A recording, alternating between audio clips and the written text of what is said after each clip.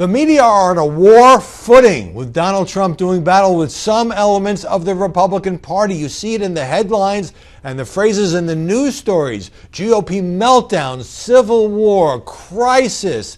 The party is unraveling. Maybe, just maybe, this is being a little overblown. That is certainly the view of the Trump campaign. I can tell you based on my reporting that the campaign officials and Donald Trump think it was unrealistic to believe that the day after he won the Indiana primary and Ted Cruz dropped out and John Kasich dropped out, that suddenly the entire party was going to come together and sing Kumbaya. There were a lot of bruised feelings, a lot of harsh attacks and words exchanged, as they are in any political campaign. What's getting the most attention now, of course, is Trump going up against Paul Ryan, the Speaker of the House, who has, on policy grounds, a very different approach to major issues than does Donald Trump. Doesn't mean these guys hate each other, but Paul Ryan on the issue of immigration, on the issue of taxes, entitlement reform, the list goes on, is at a very different place than the man who has just clinched the Republican nomination. So they're going to get together in Washington and try to smooth things over. You know, politicians are very good at papering over their differences when they have to, and I'm not sure how much good it has done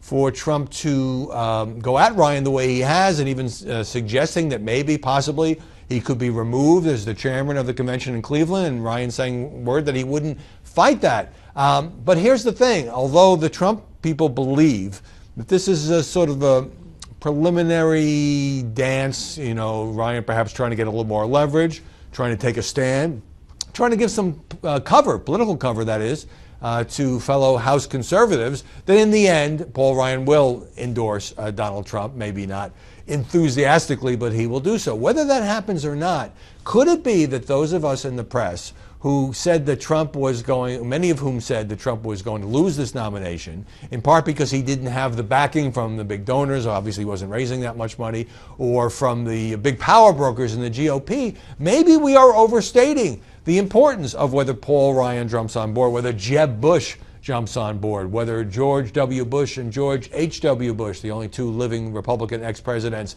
do embrace Donald Trump. Donald Trump ran against them. They ran against Jeb, certainly. He ran against Bush, George W. Bush's Iraq War. He ran against the Bush brand of the Republican Party.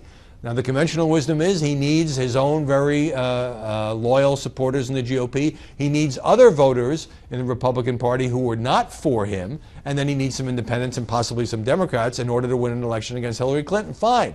But you can't expect that to happen in 2, 3, 4 days. And the Trump people think this is all going to play out.